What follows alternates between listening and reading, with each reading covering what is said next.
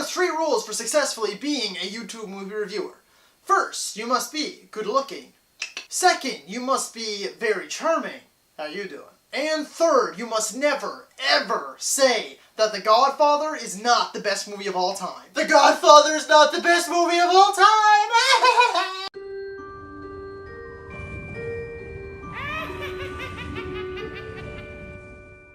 Hello ladies and gentlemen and movie lovers of all kind, and welcome back to another Sunday Fun Day. And for today, we will be doing another discussion, and we will be discussing how Scream changed horror. So Scream was released in 1996 and is arguably one of the most influential horror movies of all time. For me personally, I put it right up there next to Halloween on how it completely altered the horror genre. So firstly, it altered the horror genre with its kind of meta-humor and its self-awareness. So first, like I just referenced in my intro, you have Randy's 3 rules for surviving a horror movie. First, you cannot have sex. Second, you cannot drink or do drugs. And third, you must never ever say, "I'll be right back." I'll be right back!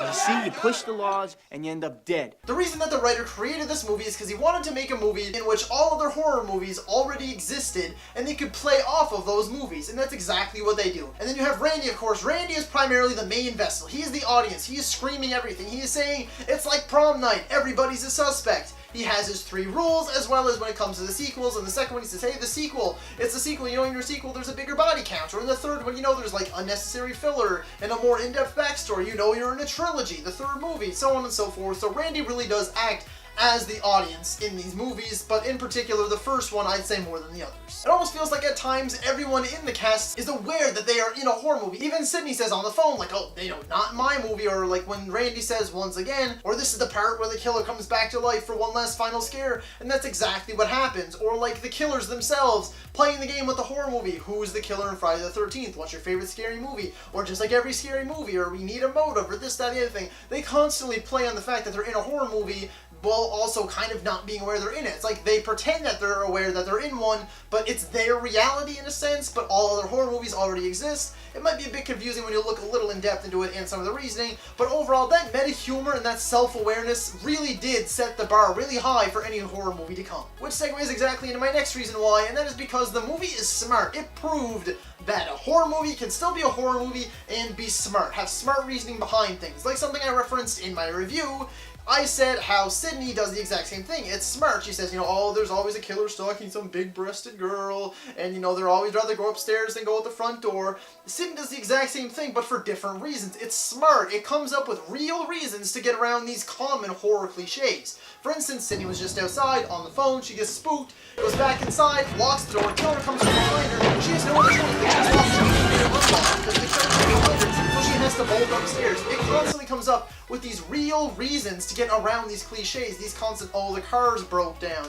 or, oh, the cell phones, or the phones don't work, so on and so forth. So the fact that it was smart was something that other horror writers were like, wait, what? I have to, oh my god, look at all this. Oh god, it really did just show up. Every other horror movie since the original Halloween, all of them in the 80s and the 90s leading up to Scream, they're pretty much just senseless horror movies. Next is something that I love, and arguably my favorite thing that Scream did for the rest of the horror genre, and that is the fact that it showcased that the final girl does not always have to be a damsel in distress. Sidney Prescott literally kicks ass in this movie. Sidney really did pave the way for every other final girl from 1996 to today to say, hey, guess what, ladies? We don't need to just scream and die. We can stand up, we can fight.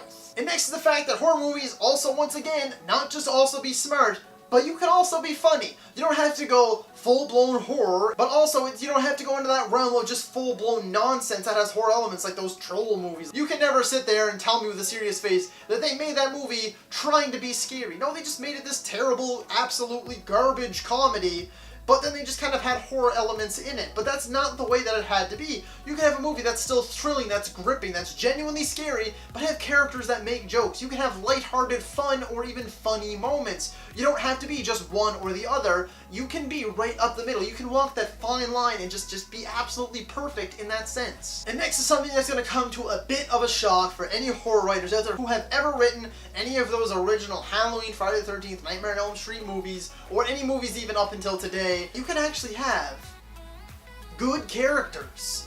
What? The fact that, let's admit it, for every single one of those movies, like Friday the 13th, Nightmare on Elm Street, Halloween, you're cheering for the killer. Don't you dare even lie. You're cheering for this serial killer, this mass murderer, even someone like Freddy, who even before he became this dream demon, he murdered 20 children. Kids, literal little kids. He murdered them, and you are cheering for this guy to just kill all of these teenagers. Why? Because that's what we are supposed to do. That's the way we feel. We care so little about most of these characters that you just go into the theater, even now you pop it on at home because you want to see, let's face it, you pop it on now because you want to see Jason Voorhees kill some people. You want to see Michael Myers, Freddy Krueger, the Candyman, whoever. You want to see them kill some people because you don't care about the teens. They're always the same. They're always these cliches. They're exactly like Randy's 3 rules. They're all always having sex. They're always drinking or doing drugs. They're always, oh, I'll be right back. I'm my best to get noise myself, yada, yada, yada. And you're like, yes, they're gonna get it. Like, woohoo! This movie said, hey, you can actually have people you genuinely care about. Like, you have Sidney, who you absolutely love. You do not want Sidney to die. You have Stu, who, although at times he can be a bit of an asshole, he is the comedic relief. Or you have Randy, who you genuinely care for because he feels like he is you. He embodies the audience in this movie. So almost every single one of these characters have relatable elements that I'm sure you can find in there. You can say, hey, that's just like me. I remember I experienced that once. So on and so forth. So all these characters you genuinely care about. And here's an even bigger thing, is that you don't have to just have this kind of 4-piece puzzle that the movie fits into and then that's it. You can kill characters off whenever you want. You don't have to say, okay, guess what? Oh, we're gonna hint really strongly that this is the final girl, really strongly this is the killer, and then there you go. No, because here, guess what? Drew Barrymore was the highest paid actress for this movie, and she was the biggest star of this movie. She was on like every magazine cover, every trailer, every interview for this movie, prepping it up, and then she dies in the first 15 minutes. That was basically Scream saying to everybody, we don't have to play by the rules. We're gonna make our own. And that brings me right to my next point, which is the fact that so many have tried to mimic or even go as far as to completely copy and mirror the iconic opening to Scream, as well as its mind-boggling twist. That opening is something that legends are made of. I don't think I've ever seen a horror movie open that even comes close to this. Some can be more shocking, disturbing, whatever, but as iconic as this and as crazy as this, with killing off the biggest actress in the movie right away, that was something that had never been heard of at the time, as well as that twist ending is insane. I think Skeet said it best himself. Skeet, who played Billy Loomis, said, the movie pushes so heavily on you that Billy's the killer, that in your mind you just completely turn it off. You go, no, they're trying to push so heavily that Billy's the killer that there's no way he can be the killer. And then he's the killer after all. Well, him and Stu, of course. But the whole point is that it's trying to throw you through this loop. So I really do feel like when audiences sat there and then the twist was finally revealed of who the killer is at the end, I feel like they weren't even thrown for like a 180 or 360. It was like a 36 million 80. You were just... because it was absolutely crazy. It's one of the biggest twists in horror history, and that is one of the biggest reasons that it belongs in the Horror History Hall of Fame. So folks, those are my thoughts on how Scream altered horror forever. If you like this video, be sure to like, subscribe, and comment. Let me know, do you agree with my thoughts and opinions, or do you think Scream's just another slasher? Or maybe you have your own reasons why it altered history forever. And be sure to hit me up on social media. I'm on Facebook, Twitter, and Instagram. Links will be in the description and at the end of the video. And be sure to check out my Instagram page every Friday for the Fan Vote Friday. The Halloween Challenge has just concluded, and if you didn't know already, the champion and the ultimate winner was Michael frickin' Myers, the Shape himself. He beat Jason Voorhees with a 62% vote. So thank you from the bottom of my heart to absolutely everyone who took the time to vote. I honestly just love to see it all. You guys got so into this. You were cheering for your favorites. You wanted to see them until the end. And I absolutely adore seeing the community kind of come together over this fan vote. So thank you to everyone who participated. Thank you to everyone who voted. And be sure to check back every Friday for a new Fan Vote Friday. And as always, thank you so much for watching. And that's a wrap. Get it? Get it? Because it's Scream.